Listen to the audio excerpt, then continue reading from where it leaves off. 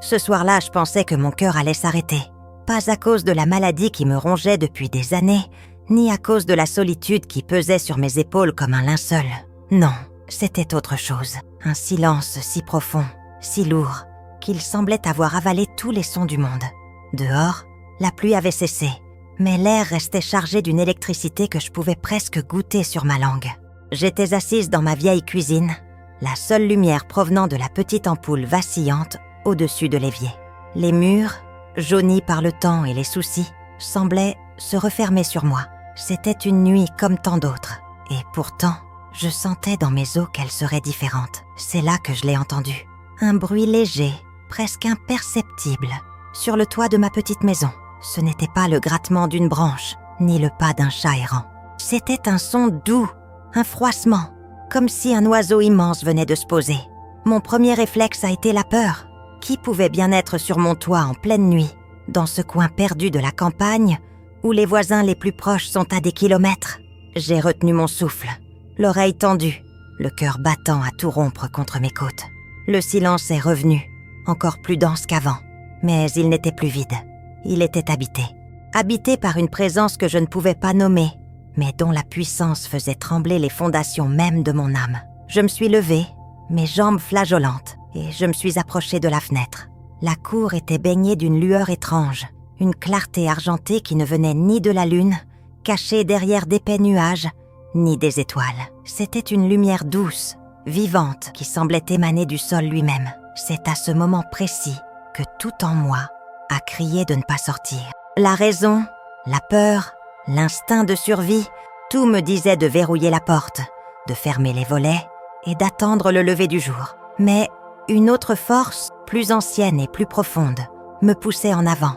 Une curiosité mêlée d'une sorte de reconnaissance, comme si une partie de moi attendait ce moment depuis toujours. J'ai posé ma main sur la poignée froide de la porte arrière. Elle a grincé en s'ouvrant, un son plaintif qui a déchiré le silence. L'air frais de la nuit a caressé mon visage, et avec lui, un parfum que je n'avais jamais senti. Un mélange de roses, d'encens et de terre mouillée après l'orage. C'était un parfum de paradis, un parfum de promesse. J'ai fait un pas dehors, puis un autre, mes yeux s'habituant lentement à cette lumière irréelle. Et c'est là que je l'ai vue. Debout, au milieu de ma modeste cour, se tenait une figure immense, immobile. Ce n'était pas sur le toit, mais bien là, devant moi. Il ne me regardait pas directement. Son visage était tourné vers le ciel. Mais je savais qu'il était conscient de ma présence. Il était grand, d'une stature imposante. Et pourtant, il ne dégageait aucune menace. Au contraire, une paix infinie semblait rayonner de lui. Une paix qui a commencé à calmer le tumulte de mon cœur. Il portait ce qui semblait être une armure, mais elle ne brillait pas comme du métal. Elle absorbait la lumière, scintillant de 1000 feux doux, comme si elle était tissée de nuit étoilée. Dans sa main, il tenait une lance, ou peut-être un bâton, dont la pointe luisait d'une lueur dorée.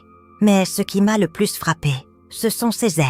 2 ailes immenses, repliées dans son dos, dont les plumes semblaient faites de la même lumière argentée qui baignait la scène. Je suis restée là, pétrifiée, incapable de bouger ou de parler. Mon esprit refusait de comprendre ce que mes yeux voyaient. Un ange, l'archange Michel. Le nom a surgi dans mon esprit avec une certitude absolue, une évidence qui ne laissait place à aucun doute. Il était là, dans ma cour, gardien silencieux d'un mystère qui me dépassait. Et je savais, avec une intuition qui venait du plus profond de mon être, qu'il n'était pas seul. Il était le messager, le protecteur, celui qui annonçait une visite bien plus grande, bien plus sainte. Mon regard s'est alors instinctivement levé vers le toit, là où j'avais entendu le premier bruit. Il n'y avait rien, juste le vieux toit de tuiles, humide de pluie. Le bruit n'était qu'un prélude, un appel. Le véritable événement était sur le point de se produire. Je me suis sentie incroyablement petite, insignifiante, face à ce déploiement céleste. Qui étais-je pour mériter une telle visite? Une vieille femme, malade et seule, oubliée de tous. Et pourtant, ils étaient là, pour moi. Le silence s'est étiré, chaque seconde, durant une éternité. Michel n'avait toujours pas bougé, statue vivante d'une puissance et d'une dévotion absolue. Il montait la garde. Mais que gardait-il? Ou plutôt, qui attendait-il? La réponse flottait dans l'air, douce et terrible à la fois. La mère arrivait. Pour comprendre la portée de cette nuit, il faut que je vous parle de la femme que j'étais. Mon nom est Élodie. Aujourd'hui, mes cheveux sont blancs comme la neige des hivers de mon enfance, et mon visage est une carte routière de chagrin et de quelques rares joies. Je vis seule dans cette petite maison depuis près de 20 ans, depuis que mon cher Joseph est parti rejoindre le Seigneur. La maison est nichée au creux d'un vallon, loin du bruit et de la fureur du monde. C'est tout ce qu'il me reste de lui. Ces 4 murs, ce jardin qu'il aimait tant et une solitude assourdissante. Ma vie n'a pas toujours été ainsi. Je suis née dans une famille simple mais heureuse, où la foi était le pilier de notre quotidien. Chaque soir, nous nous réunissions pour le chapelet, et la voix douce de ma mère égrenant les « Je vous salue Marie » est l'un des souvenirs les plus précieux de mon enfance. Elle avait une dévotion particulière pour la Sainte Vierge, une confiance d'enfant qui semblait pouvoir déplacer des montagnes. Elle nous disait toujours « N'ayez jamais peur. Si vous tombez, la mère du ciel sera toujours là pour vous relever. » J'ai grandi avec cette certitude ancrée en moi. J'ai rencontré Joseph au bal du village. Il était charpentier, un homme aux mains fortes et au cœur tendre. Son regard était franc, son sourire, un rayon de soleil. Avec lui, la vie était simple et belle. Nous n'étions pas riches, mais nous avions l'essentiel, l'amour, le respect et une foi partagée qui nous unissait profondément. Nous avons bâti cette maison de nos propres mains. Chaque poutre, chaque pierre porte l'empreinte de nos espoirs et de nos rêves. Notre plus grand rêve était d'avoir des enfants, une maison remplie de rires et de petits pas courant sur le plancher. Mais ce rêve, Dieu ne nous l'a jamais accordé. Nous avons prié, nous avons espéré, nous avons fait des pèlerinages. Chaque mois, l'espoir laissait place à la déception, une blessure silencieuse qui grandissait en moi. Je voyais les autres femmes du village avec leur ventre rond, leur bébé dans les bras, et je sentais un nœud se former dans ma gorge. Pourquoi, Seigneur? Pourquoi nous? Joseph, dans sa grande sagesse, me consolait. Il me disait que Dieu avait d'autres plans pour nous, que notre amour suffisait. Mais pour moi, cette absence était un vide immense, un rappel constant de ce que je ne serais jamais, une mère. Puis, la maladie a frappé. D'abord Joseph, un mal insidieux qui l'a emporté en quelques mois, le transformant de cet homme robuste en une ombre fragile. Je l'ai veillé jour et nuit, priant, suppliant le ciel de me le laisser. Jusqu'à son dernier souffle, il a gardé sa foi. Ses derniers mots ont été pour moi. Ne perds jamais confiance, Élodie. Elle veille sur toi. Après sa mort, la maison est devenue un mausolée. Le silence, autrefois paisible, est devenu un cri. Chaque objet, chaque recoin me rappelait son absence. La solitude n'était plus seulement un état. C'était une douleur physique, une compagne cruelle qui me murmurait à l'oreille que j'étais seule, définitivement seule. C'est à ce moment-là que ma propre santé a commencé à décliner. Une arthrite déformante qui a tordu mes doigts, autrefois agiles, en serre douloureuse, puis des problèmes au cœur, des essoufflements qui transformaient la moindre tâche en épreuve. Ma routine était devenue celle d'une recluse. Le lever, difficile et douloureux. La préparation d'un repas frugal que je mangeais sans appétit. Les longues heures passées à regarder par la fenêtre, à voir les saisons passer, indifférentes à mon chagrin. La prière, qui avait été mon refuge, devenait difficile. Mes mots semblaient à tas se perdre dans le vide. Le chapelet de ma mère était toujours sur ma table de nuit, mais mes doigts de sgour peinaient à faire glisser les grains. Et puis, il y avait le doute, un poison lent qui s'infiltrait dans mon âme. Où était-elle, cette mère du ciel dont ma mère me parlait? Où était ce Dieu d'amour alors que je perdais tout ce qui m'était cher? Le souvenir de Joseph, l'absence d'enfant, la maladie, la solitude, tout cela formait un fardeau si lourd que certains jours, je n'avais plus la force de me lever. Je me sentais abandonnée, oubliée, une petite bougie vacillante dans une tempête sur le point de s'éteindre. J'avais construit des murs autour de mon cœur, des murs si hauts et si épais que même la lumière de Dieu, je le craignais, ne pouvait plus les traverser. Je continuais les gestes de la foi par habitude, mais le cœur n'y était plus. C'était la foi du désespoir, la foi de celle qui n'a plus rien d'autre à quoi se raccrocher. Voilà la femme que j'étais ce soir-là, quand j'ai entendu ce bruit sur le toit. Une femme brisée, pétrie de chagrin et de doute, au crépuscule de sa vie. Une âme qui avait presque oublié la chaleur du soleil. Alors, Quand j'ai vu cet ange dans ma cour, cette sentinelle céleste, vous comprenez peut-être le vertige qui m'a saisi. Ce n'était pas seulement de la peur, c'était la prise de conscience brutale que, malgré mes murs, malgré mon silence, malgré mon sentiment d'abandon, quelqu'un, au ciel, ne m'avait jamais oublié. Quelqu'un avait entendu les prières que je ne formulais même plus. Les semaines qui précédèrent cette nuit mémorable furent les plus sombres de mon existence. C'était comme si le ciel lui-même s'était ligué contre moi, comme si une main invisible resserrait un étau autour de ma vie déjà si fragile. Le conflit n'était plus seulement intérieur, une lutte silencieuse avec mes doutes et mes peines. Il était devenu concret, palpable, et menaçait de m'engloutir tout entière. Tout a commencé avec une lettre. Une enveloppe à l'entête de la banque, au ton froid et impersonnel. Elle m'annonçait que suite à des impayés répétés, une procédure de saisie allait être engagée sur ma maison. Ma maison, le sanctuaire que Joseph et moi avions bâti, l'unique ancre qui me retenait encore à ce monde. Je n'avais pas compris tout de suite. Les chiffres, les termes juridiques dansaient devant mes yeux. La petite retraite de Joseph après sa mort avait été réduite à une peau de chagrin.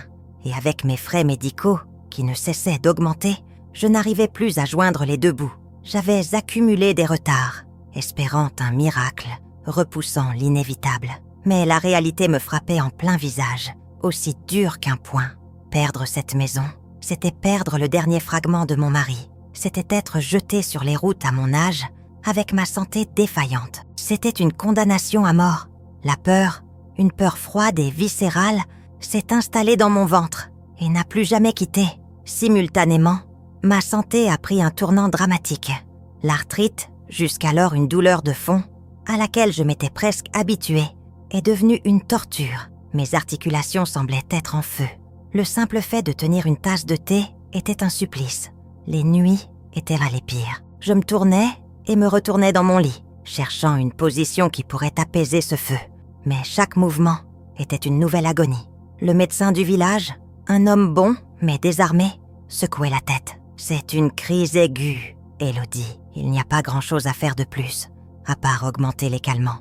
Les pilules m'abrutissaient, m'enfonçant dans un brouillard cotonneux où la douleur était simplement plus lointaine, mais toujours présente. Mon corps me trahissait, il devenait ma prison. Et puis, il y a eu la tempête. Une tempête d'une violence inouïe, comme on n'en avait pas vu dans la région depuis des décennies. Le vent hurlait, comme une âme en peine, secouant ma petite maison dans ses fondations. Des branches d'arbres se cassaient avec des bruits sinistres. Une tuile s'est envolée, puis une autre. Bientôt, l'eau a commencé à s'infiltrer. D'abord une goutte, puis un filet, puis une véritable rigole le long du mur de ma chambre. J'ai passé la nuit à éponger, le cœur serré d'angoisse, écoutant les craquements de la charpente, persuadé que le toit allait s'effondrer sur moi. Au matin, le spectacle était désolant. Une partie de la toiture était arrachée. Le jardin que Joseph chérissait tant était dévasté. Son rosier préféré, celui qu'il avait planté pour notre 10e anniversaire de mariage, était brisé, ses branches tordues et ses fleurs piétinées par la fureur des éléments. C'était plus qu'un simple dégât matériel. C'était une profanation, un symbole de la destruction de tout ce que j'avais aimé. Réparer le toit était impensable. Comment aurais-je pu trouver l'argent alors que la banque menaçait de tout me prendre? J'étais prise au piège. La menace venait de l'intérieur. Avec la maladie, elle venait de l'extérieur. Avec la banque et la tempête. Et elle venait d'en haut, avec ce ciel de plomb qui semblait sourd à mes prières. Les voisins, les rares qui passaient encore, me regardaient avec un mélange de pitié et de gêne. Ils m'apportaient un peu de soupe, quelques mots de réconfort, mais personne ne pouvait réellement m'aider. J'étais un fardeau, un cas désespéré. Leur impuissance ne faisait que renforcer mon sentiment d'isolement. Je me souviens d'un après-midi particulièrement gris. J'étais assise à ma table de cuisine, la lettre de la banque posée devant moi, la douleur lancinante dans mes mains, écoutant le goutte-à-goutte sinistre de l'eau tombant dans un seau. J'ai regardé mes mains, ces mains qui avaient tant travaillé, tant prié, tant aimé. Elles n'étaient pas plus que des instruments de torture. J'ai regardé par la fenêtre le jardin saccagé. J'ai pensé à Joseph, à sa force tranquille, à sa foi inébranlable. Et pour la première fois, j'ai ressenti de la colère envers lui. C'était plus facile pour toi, Joseph, de garder la foi. Tu n'as pas eu à affronter tout ça seul. Tu es parti avant le naufrage. La pensée était laide, injuste, mais elle était là. Le désespoir ronge tout, même les souvenirs les plus sacrés. Je me sentais comme Job, dépouillée de tout, assise sur mon tas de cendres. Mais contrairement à Job, je ne trouvais plus les mots pour m'adresser à Dieu. Mon âme était trop lasse, trop meurtrie. Chaque jour qui passait, l'étau se resserrait. C'était une lente descente aux enfers, une asphyxie progressive. Je ne mangeais presque plus, dormant par bribes épuisantes. Je sentais la vie me quitter, non pas violemment, mais comme une marée qui se retire, emportant avec elle le sable de mes dernières forces. Le monde continuait de tourner, mais le mien s'était arrêté. J'étais arrivée au bout du chemin. Il n'y avait plus d'issue, plus d'espoir. C'est dans cet état de dénuement total, dans cette nuit de l'âme, que le ciel a choisi de se manifester. Car il fallait sans doute que je sois vidée de tout, de mes illusions, de mes forces et même de ma propre volonté, pour pouvoir enfin accueillir ce qui allait arriver. Le point de rupture est arrivé un mardi. Je m'en souviens comme si c'était hier, car c'était le jour où l'on venait relever le compteur d'eau. Un détail trivial, absurde, mais c'est souvent dans la banalité du quotidien que le drame éclate. L'employé, un jeune homme au visage indifférent, a fait son travail puis m'a tendu un papier. Un avis de coupure, pour une somme dérisoire, que je n'avais pas. L'eau. Ils allaient me couper l'eau. Ce n'était plus la menace lointaine de la banque, ni même les dégâts de la tempête. C'était l'humiliation ultime. L'eau pour boire, pour faire une toilette sommaire, pour laver la seule assiette que j'utilisais.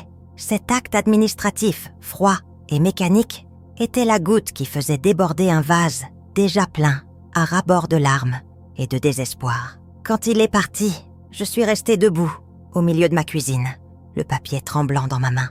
Et soudain, les forces que j'avais rassemblées pour faire bonne figure devant cet étranger m'ont abandonnée.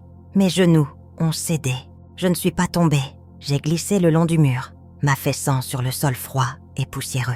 Et là, j'ai pleuré. Ce n'étaient pas les pleurs silencieux et dignes que je versais dans mon lit la nuit. C'était un cri rauque, une plainte animale qui venait du plus profond de mes entrailles. Un torrent de chagrin, de rage, de fatigue et d'incompréhension. Tout est remonté, des décennies de peine contenue, le ventre vide de l'enfant jamais venu, le visage de Joseph émacié par la maladie, la douleur dans mes os, la solitude, l'humiliation. J'ai frappé le sol de mon poing, 1, 2, 3 fois, jusqu'à ce que la douleur dans ma main couvre celle de mon cœur. Pourquoi ? Le mot a jailli de ma bouche, hurlé au plafond fissuré, au mur témoin de ma détresse. Pourquoi, mon Dieu ? Qu'est-ce que je t'ai fait ? Je t'ai tout donné. J'ai suivi tes commandements. J'ai prié, j'ai cru. Et pourquoi ? Pour finir comme ça ? Seule, malade, abandonnée de tous, à genoux dans la poussière de ma propre maison qu'on veut me voler. Où es-tu ? Montre-toi.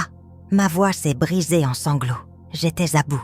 Le fil ténu qui me reliait encore à la foi venait de se rompre. Ce n'était plus du doute, c'était un reproche, une accusation. J'ai regardé le crucifix accroché au-dessus de la porte, ce Christ souffrant que j'avais tant de fois contemplé.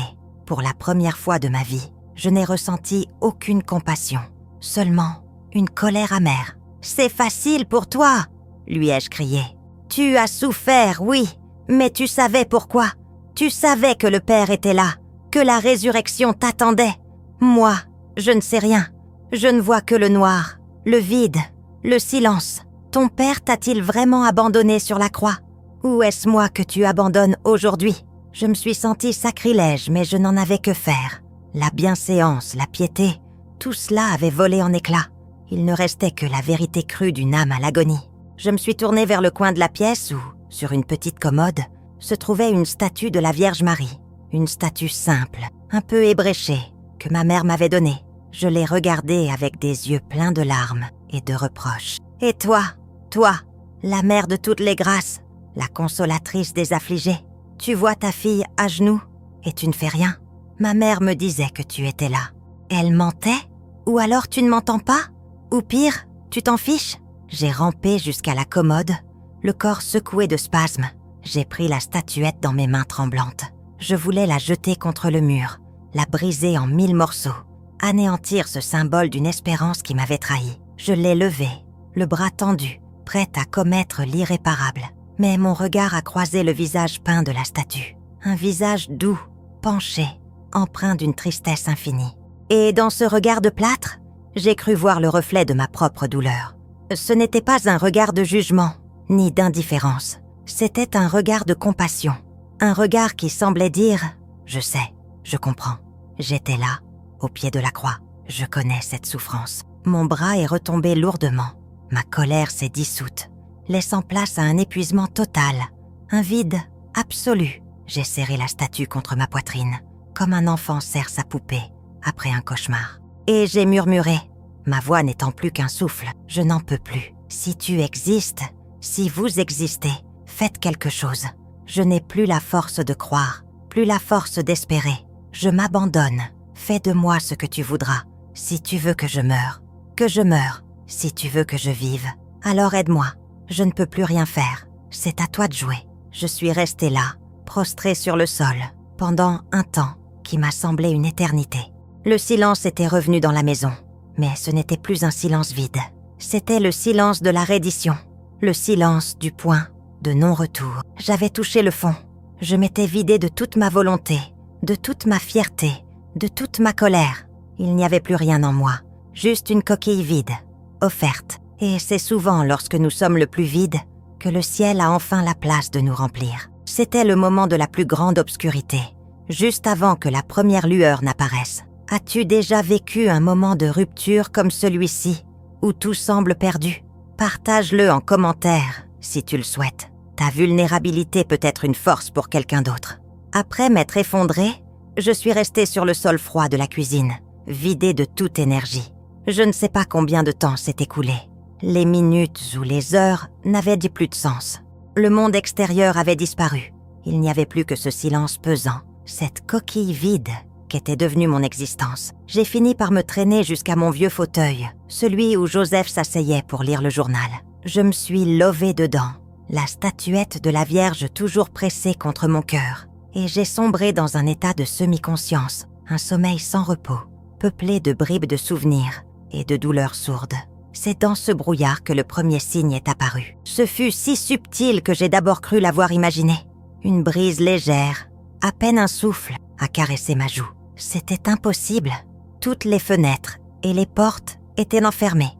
Le trou dans le toit était dans la chambre, pas ici. Pourtant, ce courant d'air était bien réel. Et il n'était pas froid comme l'air de l'automne qui s'installait dehors. Il était doux, tiède, comme une caresse maternelle.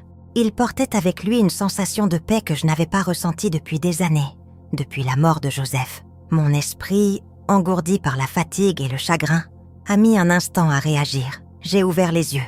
La lumière grise de la fin d'après-midi filtrait toujours par la fenêtre sale. Rien n'avait changé. Le seau recueillait toujours les gouttes d'eau dans la pièce voisine. Le désordre de ma vie était toujours là. Et pourtant, quelque chose était différent.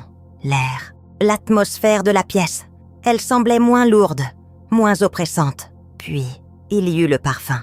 Au début, ce fut une note à peine perceptible, mêlée à l'odeur de poussière et d'humidité de ma vieille maison. Un parfum de rose. Pas l'odeur artificielle d'un désodorisant. Non, c'était le parfum riche, velouté et frais de rose, épanoui dans un jardin après la pluie. Le parfum du rosier de Joseph. Mon cœur a eu un soubresaut. J'ai respiré profondément, essayant de capturer cette fragrance improbable.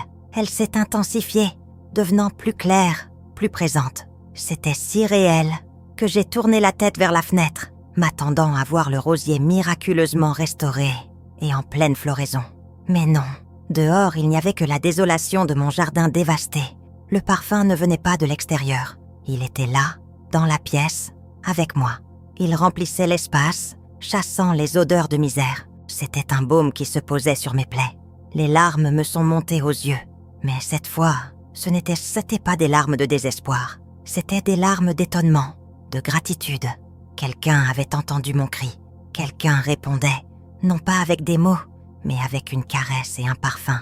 C'était une réponse si douce, si féminine, si maternelle. La mère du ciel a murmuré une voix dans mon cœur. C'était la voix de ma propre mère, résonnante à travers les années. N'aie jamais peur. J'ai fermé les yeux, m'imprégnant de ce moment. La douleur dans mes articulations ne s'était pas envolée, mais elle semblait plus lointaine, mise en sourdine par cette paix qui m'envahissait. La menace de la banque, le toit percé, tout cela existait encore, mais ne semblait plus aussi insurmontable. C'était comme si une main invisible venait de poser un voile de sérénité sur la laideur de ma réalité. J'ai pensé à ce verset que mon père aimait citer quand les temps étaient durs. « Le Seigneur est mon berger, je ne manque de rien » Psaume 23. En cet instant, je commençais à comprendre. Je manquais de tout, d'argent, de santé, de compagnie. Mais au cœur de ce dénuement, je ne manquais plus de l'essentiel. La sensation d'une présence aimante. La nuit est tombée, mais je n'ai pas allumé la lumière. Je suis restée dans le fauteuil, enveloppée par cette paix nouvelle et ce parfum de rose qui persistait, plus léger maintenant, comme un souvenir heureux. J'ai fini par m'endormir, d'un vrai sommeil profond et réparateur, le premier depuis des mois. Et j'ai rêvé. Ce n'était pas un rêve agité, mais une vision claire et paisible. Je me voyais, enfant, courant dans un champ de fleurs sauvages. Le soleil était chaud, le ciel d'un bleu parfait. Ma mère était là, assise sous un grand chêne. Elle me souriait, mais quand je me suis approchée, j'ai vu que son visage n'était pas tout à fait le sien. Il était plus jeune, plus lumineux, d'une beauté qui n'était pas de ce monde. Elle m'a ouvert les bras et m'a dit d'une voix qui était à la fois la sienne et celle d'une autre. « N'aie pas peur, mon enfant. Je suis là. Le plus dur est passé. Aie confiance. » Je me suis réveillée en sursaut. La première lueur de l'aube filtrait par la fenêtre. Le parfum de rose avait disparu. La brise s'était tue. La maison était redevenue silencieuse. Pendant un instant, j'ai cru que tout n'avait été qu'un songe, le produit de mon esprit épuisé. Mais en moi, quelque chose avait changé. Le nœud d'angoisse qui serrait ma poitrine s'était desserré. La colère s'était évanouie, remplacée par une attente curieuse et paisible. C'était le premier signe, la première pierre posée sur les ruines de ma foi. La Vierge commençait à se manifester, sans être vue, préparant mon cœur à l'incroyable, à l'inimaginable. Elle ne m'avait pas guéri, elle n'avait pas payé mes dettes. Elle avait fait quelque chose de bien plus important. Elle m'avait redonné un souffle d'espérance. Elle m'avait rappelé que je n'étais pas seule. Le ciel n'était pas sourd. Il écoutait et il se préparait à agir. Écris « Amen » si tu crois que Marie te protège aussi et peut se manifester dans ta vie par des signes discrets. La journée qui a suivi fut étrange. Je me sentais habitée par un calme nouveau, une sorte de certitude tranquille qui contrastait violemment avec la désolation de ma situation. Je n'avais aucune solution concrète à mes problèmes, mais je n'étais plus écrasée par leur poids. C'était comme si je marchais sur l'eau, consciente du vide sous mes pieds, mais soutenue par une force invisible. J'ai passé la journée à mettre un peu d'ordre, non pas avec l'énergie du désespoir, mais avec une lenteur recueillie. Chaque geste était comme une prière. Je n'attendais rien de précis, mais je savais que je devais me préparer. Mon cœur était en état de veille. La nuit est revenue, et avec elle, un silence différent de celui de la veille. Ce n'était plus un silence d'attente, mais un silence de présence. L'air était dense, vibrant, comme avant un orage d'été, mais sans aucune menace. J'ai décidé de ne pas me coucher. J'ai préparé une tisane avec les dernières feuilles de verveine de mon jardin, et je me suis assise à ma table de cuisine, celle-là même où j'avais hurlé ma douleur à Dieu. J'ai posé devant moi le chapelet de ma mère, et pour la première fois depuis longtemps, j'ai commencé à le prier. Mes doigts, toujours endoloris, semblaient plus souples. Les mots du « Je vous salue Marie » ne sortaient plus de mes lèvres comme une simple récitation, mais du plus profond de mon cœur. Chaque mot était plein, vivant. Sainte Marie, Mère de Dieu, priez pour nous, pauvres pécheurs, maintenant et à l'heure de notre mort. Je méditais sur ces mots. Maintenant, priez pour moi, maintenant, dans cette cuisine délabrée, dans cette vie brisée. C'est vers minuit que la lumière de la petite ampoule au-dessus de l'évier a commencé à vaciller. Puis elle a grésillé et s'est éteinte. Je suis restée plongée dans l'obscurité la plus totale. Mais je n'ai eu aucune peur. Le calme en moi était plus fort que les ténèbres autour. Je suis restée immobile, continuant à égrener mon chapelet dans le noir. Et puis, une lueur a commencé à poindre. Elle ne venait pas de la fenêtre. Elle semblait naître dans le coin le plus sombre de la pièce, près de l'endroit où se trouvait la statue. Ce fut d'abord une clarté diaphane, comme la lueur de la lune filtrant à travers un voile. Puis, elle a grandi, s'est intensifiée, mais sans jamais être éblouissante. C'était une lumière douce, d'un blanc doré, vivante et palpitante, comme un cœur qui bat. Elle remplissait la cuisine d'une chaleur et d'une paix indescriptibles. Tout ce qu'elle touchait semblait transfiguré. Le vieux buffet en bois, les casseroles usées, les fissures dans le mur, tout était baigné de cette splendeur qui ne venait pas de ce monde. Mon cœur battait la chamade, non de peur, mais d'une joie et d'une révérence si intense que j'en avais le souffle coupé. Au cœur de cette lumière, une forme a commencé à se dessiner, une silhouette de femme, d'une grâce et d'une beauté qui surpasse tout ce que les mots peuvent décrire. Elle était jeune, peut-être 15 ou 16 ans, et pourtant son visage portait toute la sagesse et toute la compassion du monde. Elle portait une robe simple, de la couleur de la crème, et un long voile d'un bleu céleste qui couvrait ses cheveux sombres et ondulés. Ses pieds nus reposaient sur le sol de ma cuisine, mais il ne semblait pas le toucher. Autour d'elle, la lumière formait comme une mandorle, un cocon doré qui irradiait la sainteté. Elle ne m'a pas regardé tout de suite. Elle a baissé les yeux, les mains jointes en prière, dans une attitude d'humilité infinie. Le silence dans la pièce était total, sacré. Je n'osais plus respirer. J'étais en présence de la Reine du Ciel, dans ma pauvre cuisine. Puis, lentement, elle a levé la tête et son regard a croisé le mien. Ses yeux, oh ses yeux! Comment décrire le ciel? C'était un mélange de bleu profond et de miel doré, rempli d'un amour si pur, si inconditionnel, qu'il a sondé mon âme jusqu'à ses tréfonds. Dans ce regard, il n'y avait aucun reproche pour mes doutes, ma colère, mes blasphèmes. Il n'y avait que de la tendresse, de la compréhension et une tristesse infinie pour mes souffrances. J'ai vu dans ses yeux toutes les mères qui pleurent leurs enfants, toutes les femmes qui souffrent dans leur corps et dans leur cœur. J'ai compris qu'elle avait été avec moi à chaque instant de ma vie, qu'elle avait recueilli chacune de mes larmes. Je suis tombée à genoux, non plus dans le désespoir mais dans l'adoration. Les larmes coulèrent sur mes joues, mais c'étaient des larmes de purification, des larmes de joie. Ma mère, mon Dieu, sont les seuls mots que j'ai pu balbutier. Alors, elle a souri, et son sourire a illuminé l'univers. Un sourire d'une douceur infinie qui promettait le pardon et la guérison. Et elle m'a parlé. Sa voix n'a pas résonné dans mes oreilles, bu directement dans mon cœur. C'était une musique, une mélodie cristalline qui apaisait toutes les peurs. Mon enfant, tes prières et tes larmes sont montées jusqu'au ciel. N'aie plus peur, je ne t'ai jamais abandonné. Sa voix était remplie d'une autorité douce. La foi n'est pas l'absence de souffrance, mais la certitude d'être accompagné dans l'épreuve. Ton cri de désespoir a été la plus belle des prières, car elle venait d'un cœur vrai. Dieu ne rejette jamais un cœur brisé et contrit. Elle a fait un pas vers moi. Le parfum de rose est revenu, 1000 fois plus intense, emplissant la pièce et mon âme tout entière. Lève-toi, Élodie. La nuit est terminée. Elle n'a pas tendu la main pour m'aider à me relever. C'est sa parole seule qui m'a donné la force de me remettre debout. Je me sentais légère, comme si le fardeau de ma vie venait d'être soulevé de mes épaules. L'apparition est restée encore un instant, me regardant avec cet amour infini. Elle n'a rien dit de plus sur mes problèmes matériels. Elle n'a pas promis que tout serait facile. Elle m'a donné bien plus, sa présence, la certitude de son amour et de sa protection. Puis, aussi doucement qu'elle était apparue, la lumière a commencé à décroître. Sa silhouette est devenue plus translucide, son sourire s'estompant comme une étoile au lever du jour. La lumière s'est retirée, retournant au néant d'où elle était venue, laissant la cuisine dans l'obscurité. Mais ce n'était plus la même obscurité. Elle était maintenant habitée par le souvenir de la lumière.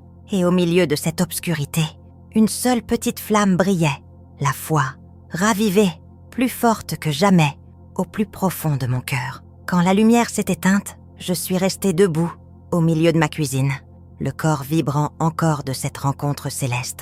Le silence était revenu, mais il était chargé de la résonance de sa voix dans mon âme. Le parfum des roses flottait encore délicatement dans l'air, preuve tangible que je n'avais pas rêvé. Je suis allée à tâtons jusqu'à l'interrupteur et, par réflexe, je l'ai actionné. L'ampoule s'est rallumée, grésillant un peu avant de diffuser sa lumière jaune et familière. Tout était redevenu normal. Le seau était toujours là, la lettre de la banque sur la table, les fissures au mur. En apparence, rien n'avait changé. Mes mains étaient toujours noueuses. la maison toujours menacée. Et pourtant, tout était différent, car ce n'était pas la situation extérieure qui avait été transformée, c'était moi. À l'intérieur de ma poitrine, à la place du nœud d'angoisse et de la pierre de chagrin, il y avait une chaleur nouvelle, une paix profonde, que les mots ne peuvent décrire. C'était la paix de celle qui a regardé dans les yeux de l'amour et qui sait, d'un savoir qui dépasse l'entendement, qu'elle n'est plus jamais seule. La peur avait disparu. Pas la conscience des difficultés, non, mais la peur panique, cette angoisse qui paralyse et qui ronge, s'était dissoute dans la lumière de son regard. J'ai regardé mes mains, ces mains que j'avais maudites. Je ne voyais plus leur laideur, leur inutilité. Je voyais des mains qui avaient été travaillées, aimées, priées, des mains que la Sainte Vierge, par sa présence, venait de bénir. Et j'ai remarqué quelque chose d'étonnant. La douleur, cette torture incessante, avait considérablement diminué.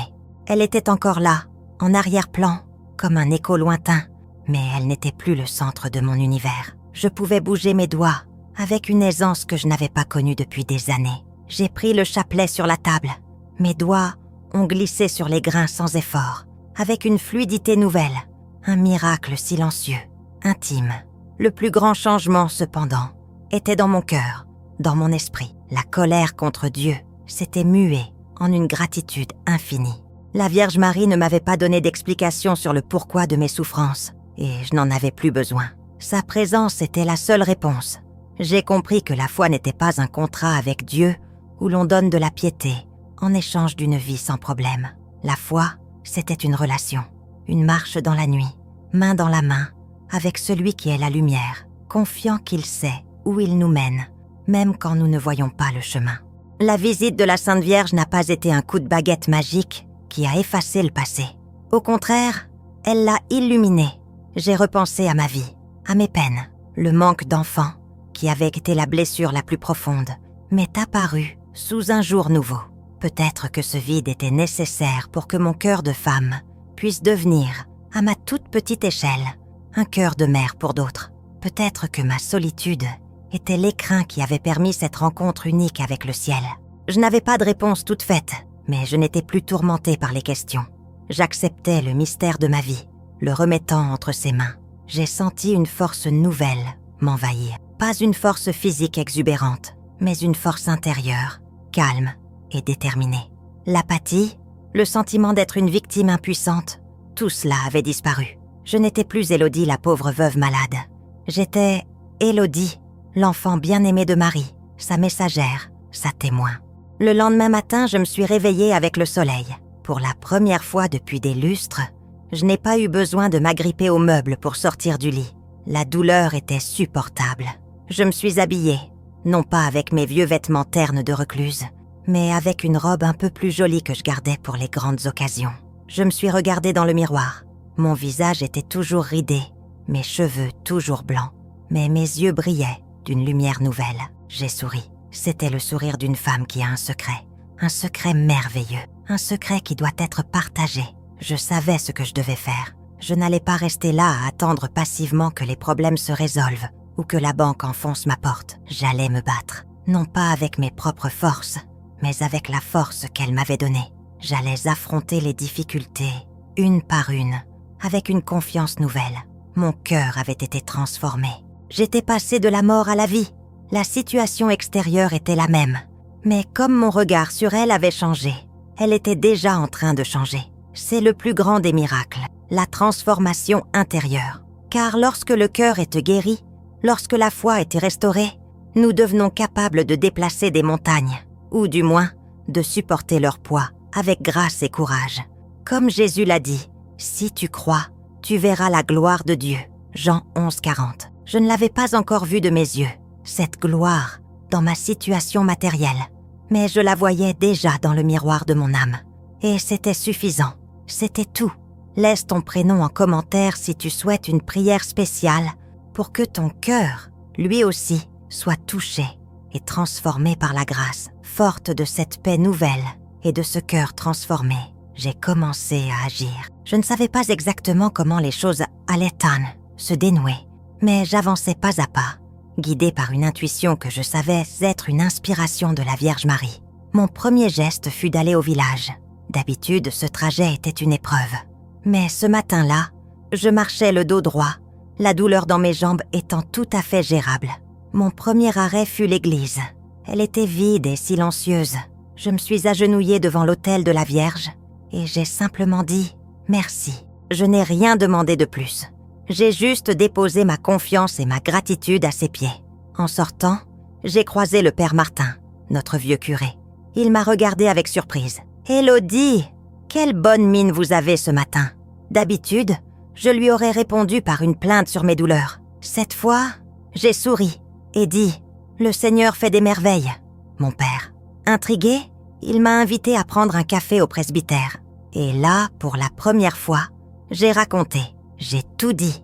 La nuit de désespoir, le cri, le parfum de rose, la lumière, son regard, sa voix. Je parlais calmement, sans exaltation, avec la simple force de la vérité. Le père Martin m'a écouté en silence, le visage grave, les mains jointes. Quand j'ai eu fini, il est resté silencieux, un long moment, puis, les larmes aux yeux, il a dit « Élodie, car rien n'est impossible à Dieu ». Luc 1,37. Je vous crois. Ce fut le premier miracle visible. Être cru. Sa foi a validé la mienne, lui donnant une force nouvelle. Il m'a promis de voir ce qu'il pouvait faire, de parler à l'évêché, de mobiliser la caisse de secours de la paroisse pour le toit. Je suis repartie le cœur léger. Ce n'était qu'un début, mais c'était immense. Ensuite, armée d'un courage qui n'était pas le mien, je me suis rendue à la banque. J'ai demandé à voir le directeur. La secrétaire a d'abord refusé, mais j'ai insisté avec une telle assurance tranquille qu'elle a fini par céder. Face à cet homme en costume qui tenait mon destin entre ses mains, je n'ai pas pleuré, ni supplié. Je lui ai exposé les faits simplement. J'ai parlé de mon mari, de cette maison bâtie de nos mains, de ma maladie, de la tempête. Je n'ai pas parlé de l'apparition. Je sentais que ce n'était pas le lieu. Mais la paix et la force qui émanèrent de moi étaient si palpables qu'elles ont changé l'atmosphère du bureau. L'homme, d'abord agacé, est devenu attentif. Il a regardé mon dossier puis m'a regardé moi. Il a vu une vieille femme digne, pas une pauvre misérable. Je ne sais ce qui s'est passé en lui, mais son visage s'est adouci. Il m'a dit qu'il ne pouvait rien promettre, mais qu'il allait réexaminer mon dossier, voir s'il était possible de rééchelonner la dette, de trouver une solution. Il m'a parlé avec respect. C'était le deuxième miracle, la restitution de ma dignité. En rentrant chez moi, un autre événement s'est produit. La camionnette d'un jeune artisan du village voisin s'est arrêtée à ma hauteur. C'était le petit-fils d'une de mes anciennes amies. « Madame Élodie, je peux vous déposer ?» Pendant le court trajet, il m'a demandé comment j'allais. Poussé par la même force intérieure, je lui ai parlé de mon toit. Il m'a écouté attentivement. Arrivé devant la maison, il est descendu, a inspecté les dégâts. « Ce n'est pas si terrible que ça en a l'air », a-t-il dit. « Le plus gros, c'est la main-d'œuvre. » Écoutez, mon grand-père charpentier m'a tout appris. Laissez-moi voir. J'ai des tuiles en trop sur un chantier. Le week-end prochain, avec un ami, on peut vous arranger ça. Ce sera pour le souvenir de votre mari, qui a tant aidé le mien. J'ai éclaté en sanglots de gratitude. C'était le troisième miracle, la providence en action, à travers la bonté des hommes. Les jours suivants ont été un tourbillon de grâce. Le père Martin a appelé. Une donatrice anonyme, touchée par mon histoire, avait fait un don à la paroisse suffisant pour solder ma dette à la banque. Le jeune artisan a tenu parole. Lui et 2 de ses amis ont passé leur samedi sur mon toit, chantant et riant, redonnant à ma maison son intégrité. Ils ont même réparé le rosier de Joseph, le tutorant avec soin. À la fin de la semaine, ma situation matérielle était complètement retournée. Le toit était réparé. La dette était payée. La menace de l'expulsion était levée. C'était stupéfiant. Mais le plus grand miracle n'était pas là. Le plus grand miracle, c'était la chaîne de solidarité, d'amour, qui s'était formée autour de moi. La visite de la Sainte Vierge n'avait pas fait tomber de l'or du ciel. Elle avait touché les cœurs. Le cœur du prêtre, le cœur du banquier, le cœur du jeune artisan. Elle avait agi à travers eux. Elle m'avait transformé pour que je puisse, à mon tour, être un instrument qui touche les autres. J'ai compris que la protection divine n'est pas toujours un bouclier qui nous isole des problèmes. C'est souvent une main qui nous guide à travers eux et qui ouvre les cœurs sur notre passage. La guérison de mon arthrite s'est confirmée. La douleur n'a pas totalement disparu pour toujours. Elle revient parfois me rappeler ma fragilité. Mais elle est devenue une compagne discrète et non plus un bourreau. Je pouvais à nouveau jardiner un peu, tenir un livre, tricoter.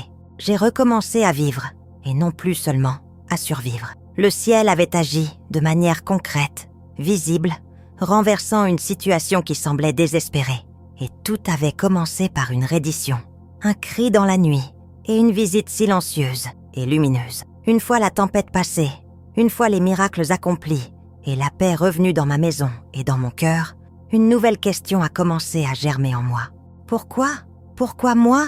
Pourquoi avais-je reçu une grâce si extraordinaire? J'aurais pu garder ce secret pour moi, savourer ma tranquillité retrouvée et finir mes jours en paix, dans la gratitude silencieuse. Mais je sentais au plus profond de moi que ce n'était pas le but. Ce trésor ne m'appartenait pas. Il m'avait été confié pour que je le partage. La Vierge Marie ne m'avait pas seulement sauvée. Elle m'avait donné une mission, celle de témoigner. Au début, j'étais effrayée. Qui écouterait une vieille femme de la campagne? On me prendrait pour une folle, une illuminée. La peur du jugement des autres est une prison subtile. Mais la mémoire du regard de la Vierge était plus forte que cette peur. Dans son regard, il n'y avait pas de place pour la crainte. Il n'y avait que de l'amour et une confiance tranquille. Elle m'avait fait confiance en se montrant à moi. Je devais lui faire confiance en retour, en portant son message. Mon premier témoignage fut pour les jeunes artisans qui avaient réparé mon toit. Un dimanche, je les ai invités à déjeuner.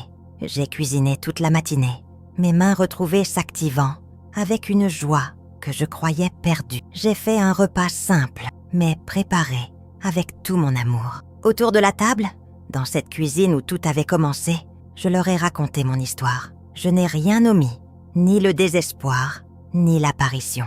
Ils m'ont écouté avec un respect et une attention qui m'ont profondément touchée.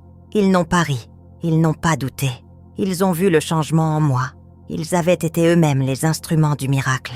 À la fin, l'un d'eux, les larmes aux yeux, m'a dit « Ma grand-mère me parlait toujours de ces choses-là, mais je n'y croyais plus. En vous écoutant, Madame Élodie, je me dis que peut-être qu'elle avait raison. Ce jour-là, j'ai compris que mon histoire n'était pas la mienne. Elle était une graine de foi plantée dans le cœur des autres. Après cela, encouragée par le Père Martin, j'ai commencé à parler à de petits groupes, à la paroisse. Des gens venaient forger me voir, non pas par curiosité, mais parce qu'ils souffraient. Ils venaient qu'à me confier leur propre fardeau, la maladie, le deuil, les problèmes familiaux, les doutes. Je ne leur offrais pas de solution miracle. Je leur offrais mon histoire. Je leur offrais une oreille attentive et un cœur qui comprenait leur douleur, car je l'avais vécu. Je suis devenue, à ma petite échelle, une consolatrice. Ma maison, autrefois un tombeau de solitude, est devenue un lieu de passage, un havre de paix. Le fauteuil de Joseph n'était plus vide. Il était occupé par des âmes en peine qui venaient va chercher un peu de réconfort. Mon ventre, qui n'avait jamais porté d'enfant, a donné naissance à une maternité spirituelle que je n'aurais jamais imaginée. Chaque personne que j'écoutais, chaque prière que je disais, avec eux, était un enfant que je portais dans mon cœur. Je leur parlais de la Vierge Marie, non pas comme d'une statue lointaine, mais comme d'une mère vivante, agissante, attentive à la moindre de nos peines. Je leur disais « N'ayez pas peur de crier vers elle. Votre cri de colère ou de désespoir, elle l'entend comme la plus belle des prières, car il est vrai, ne cessez jamais de lui parler, même si vous pensez qu'elle est sourde. Elle attend juste le moment de votre abandon total pour pouvoir agir. Ma vie a trouvé son sens. Toutes les souffrances passées prenaient leur place dans une mosaïque plus grande, dont je commençais à peine à percevoir la beauté. Sans le vide de la maternité, aurais-je pu avoir ce cœur ouvert à tous? Sans la solitude, aurais-je été aussi disponible pour Dieu? Sans la maladie, aurais-je pu comprendre aussi profondément la souffrance des autres? Rien n'avait été vain. Tout avait concouru à faire de moi la femme que je suis aujourd'hui, une témoin de la miséricorde. Mon témoignage n'est pas celui d'une sainte, c'est celui d'une pécheresse pardonnée, d'une femme brisée, que l'amour de Dieu, par les mains de Marie, a patiemment reconstruit. Ma gratitude est immense. Chaque matin, en ouvrant les yeux, je dis « Merci. Merci pour la lumière du jour. Merci pour la douleur apaisée. Merci pour le toit au-dessus de ma tête. Merci pour le souvenir lumineux de cette nuit sainte. Merci pour la mission qu'elle m'a confiée. Mon histoire s'achève bientôt. Mes forces diminuent à nouveau. Mais cette fois, c'est avec sérénité. Je sais où je vais. Je n'ai plus peur de la mort, car je sais qu'elle n'est qu'un passage, une porte qui s'ouvre sur la vraie vie, où je retrouverai Joseph et où je verrai face à face celle qui est venue me visiter dans ma cuisine.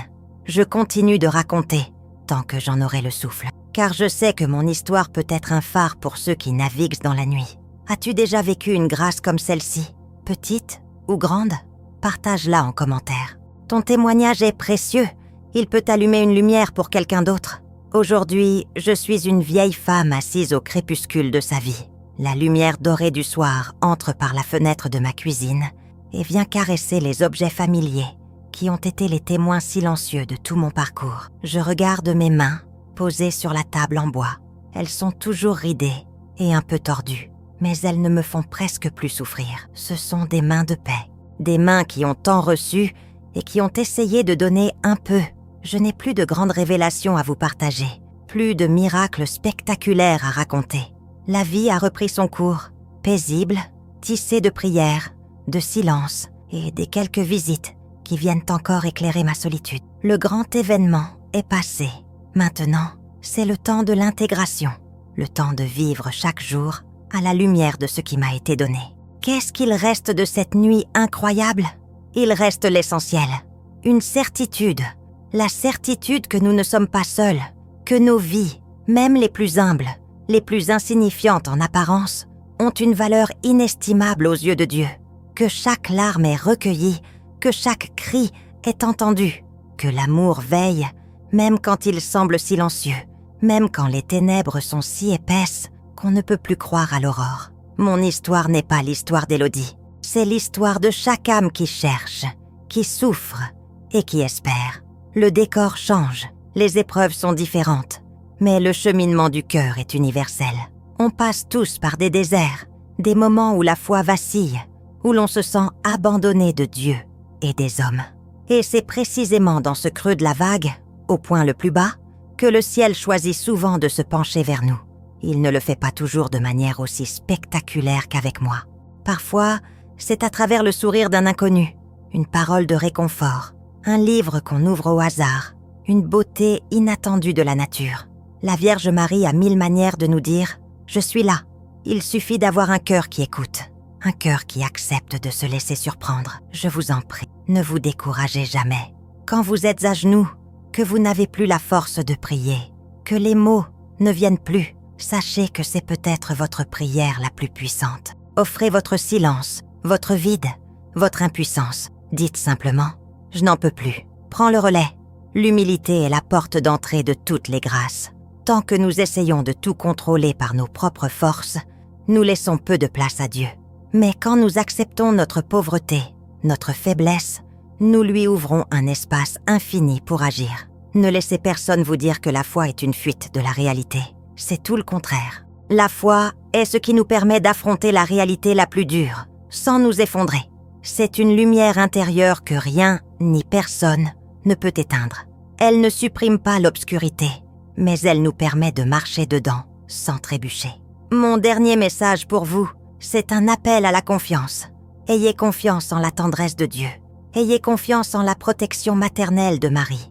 Elle est vraiment notre mère. Elle nous aime d'un amour personnel, unique. Elle connaît notre nom, nos blessures, nos espoirs les plus secrets. Tournez-vous vers elle comme un petit enfant. Prenez votre chapelet. C'est une chaîne qui nous relie à son cœur. Chaque « Je vous salue Marie » est une rose que nous lui offrons. Et elle ne manque jamais de nous renvoyer le parfum de ses grâces. L'archange Michel, que j'ai vu cette nuit-là, est toujours le gardien de nos combats spirituels. N'hésitez pas à l'invoquer pour qu'il vous protège des ténèbres du découragement et du désespoir. Le ciel tout entier est engagé à nos côtés. Nous sommes les enfants d'un roi et la reine du ciel est notre mère. Comment pourrions-nous encore craindre? Ma flamme s'éteint doucement. Je suis prête. Je pars rejoindre la lumière, non pas comme une inconnue, mais comme quelqu'un qui a déjà entrevu son éclat. Je vous laisse avec cette prière qui est devenue la mienne. Sainte Vierge Marie, Mère des désespérés, refuge des cœurs brisés. Regardez tous ceux qui écoutent cette histoire et qui portent leur propre croix. Visitez-les dans la nuit de leur épreuve. Envoyez-leur un signe de votre présence, un parfum de rose, une brise de paix. Transformez leur cœur comme vous avez transformé le mien. Qu'ils sachent et qu'ils sentent, au plus profond d'eux-mêmes, qu'ils sont aimés d'un amour infini. Amen. Si ce témoignage a touché votre cœur, abonnez-vous pour en entendre d'autres. Laissez votre « Amen » en commentaire, comme un écho de foi qui se propage dans le monde. Et souvenez-vous, même dans la nuit la plus sombre, une seule petite flamme de confiance suffit à tenir les ténèbres à distance. Soyez cette flamme.